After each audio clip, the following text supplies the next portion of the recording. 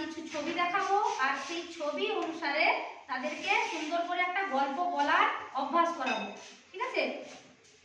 তাই তোমাদেরকে আগেই আমরা একটা ঠিক আছে দুটো দলে ভাগ করে দিয়েছি। এখানে 3 জন আছো, এখানে 3 জন আছো।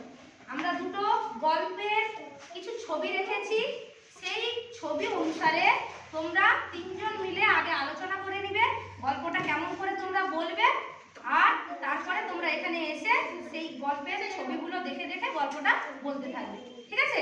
বোঝা গেছে নিয়মটা? এইবার আমি আমিনাদের টিমকে দিলাম এই গল্পটা আর মশলা ম্যামদের এই গল্পটা। দেখো ছবি দেখে তোমরা বোঝার চেষ্টা করো যে কি ছবিটা বা কি গল্পটার কথা বলা হচ্ছে।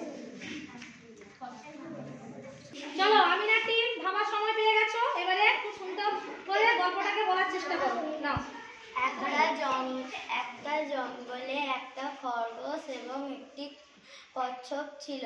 তারা এক কচ্ছপ বলছিল যে আমি বেশি দৌড়াতে পারি এবং খরগোশ বলছিল যে আমি বেশি জোরে দৌড়াতে পারি।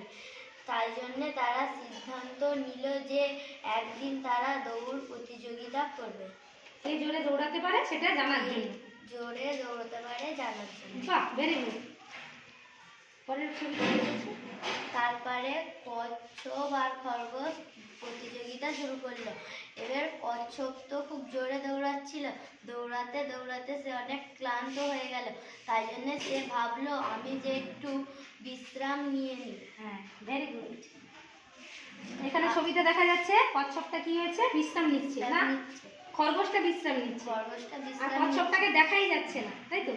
এবার খরগোশটা ভাবছে যে কচ্ছপ আর কতটাই না দৌড়াতে পারবে, ততক্ষণ আমি একটু বিশ্রাম নিয়ে নিই। তারপরে বিশ্রাম নিতে নিতে কচ্ছপ তারপরে সে জিতে গেল। খরগোশ বিশ্রাম নিতে নিতে ঘুমিয়ে পড়ল। তারপরে কচ্ছপ যেতে যেতে সে জিতে গেল। বাহ, তাহলে এই গল্প দিয়ে আমরা কি শিখলাম? যে আমরা শিখলাম কখনোই থেমে থাকা নয়, সবসময় চলতে থাকলে তবেই সে উইনার হয়। মানে এখানে বলা হচ্ছে যে যদি তুমি ধীরে ধীরে কাজ করো, কিন্তু তুমি যদি সর্বদাই কাজ করো বা একাগ্রতার সঙ্গে এককালীন কাজ করতে থাকো, তাহলেই তুমি জিততে পারবে। Slow but steady win the race. এটা হচ্ছে আসল মোরাল। কম হোক কিন্তু প্রতিটি কাজ নিয়মিত করতে হয় এবং সময় মতো করতে হয়, তাহলে তার উপকারিতা আমরা নিশ্চয়ই একদিন পাবই। Very good.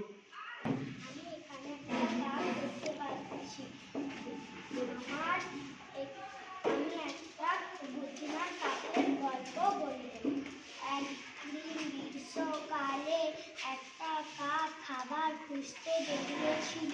খাবার খুঁজতে খুঁজতে তার খুব তৃষ্ণা লেগেছিল। তার জন্য সে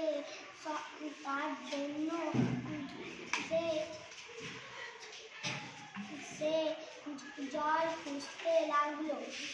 দূরে এক জায়গা ঘুরে দেখলো একটা কলসি দেখতে পেল। একটা কলসি দেখতে পেল। কলসিটা জল খুব নিচে ছিল। তার জন্য সে ভাবলো যে আর ওইখানে কতগুলো নুড়ি পাথর পড়েছিল। তার বুদ্ধি এলো নুড়ি পাথরগুলো কলসির ভিতরে ফেলতে থাকলো। আর জল ক্রমশ উপরের দিকে উঠে এলো। আর কাকটা অবশেষে জল খেতে পারলো। খুব ভালো হয়েছে। এর থেকে তুমি কি বুঝতে পারলে এই গল্পটা থেকে? তোমরা সবাই শুনলে তো গল্পটা, কাকের গল্প। কি বুঝলে? বুদ্ধি যার বল তার, তাই না? সে কোনো কিছুই দেখতে পেল না, কোথাও জল নেই, অনেক খুঁজে খুঁজে এতটুকু জল পেল, তবুও অনেক নিচে, খেতেই পারছে না, অনেক কষ্ট করছে। কিন্তু তারপরে সে বুদ্ধি পেলো, বুদ্ধি খাটালো। কি বুদ্ধি খাটালো? যে যদি আমি নুড়ি ফেলে দিই তাহলে জলটা উপরের দিকে উঠতে থাকবে। দিয়ে সে কি করলো? নুড়ি ফেলে পরিশ্রম করে জলটা খেলো এবং তাকে পরিতৃপ্ত করলো। তাহলে কোনো কাজ যতই কঠিন হোক, সেই কাজ করার যদি আমাদের সদিচ্ছা থাকে, তাহলে নিশ্চয়ই আমরা একটা উপায় বের করে নেব। ঠিক আছে? আমাদের অবশ্যই কঠোর পরিশ্রম করা উচিত।